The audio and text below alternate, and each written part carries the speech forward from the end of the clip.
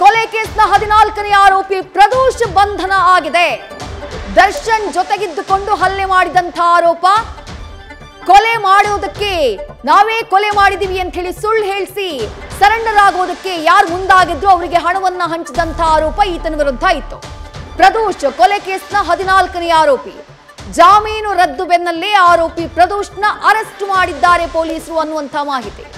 ಅನ್ನಪೂರ್ಣೇಶ್ವರಿ ನಗರ ಪೊಲೀಸರು ಪ್ರದೋಷ್ನನ್ನ ಅರೆಸ್ಟ್ ಮಾಡಿದ್ದಾರೆ ಅನ್ನುವಂತ ಮಾಹಿತಿ ಲಭ್ಯವಾಗ್ತಾ ಇದೆ.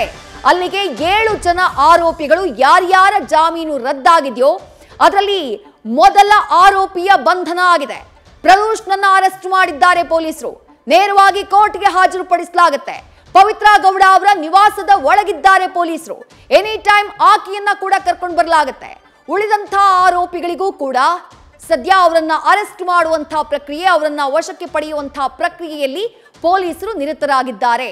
ಪ್ರದೋಷ್ನನ್ನ ಅರೆಸ್ಟ್ ಮಾಡಲಾಗಿದೆ ಅನ್ನುವಂಥ ಮಾಹಿತಿ ಸಿಗ್ತಾ ಇದೆ. ಪ್ರದೋಷ್ ಯಾರು ಅಂತಂದ್ರೆ ಈ ಕೊಲೆ ನಡೆದಂತಹ ಸಂದರ್ಭದಲ್ಲಿ ಹಲ್ಲೆ ಮಾಡಿದಂತಹ ಆರೋಪ, ಆ ಸ್ಥಳದಲ್ಲಿದ್ದಂಥ ಆರೋಪ ಈತನ ವಿರುದ್ಧ ಇದೆ.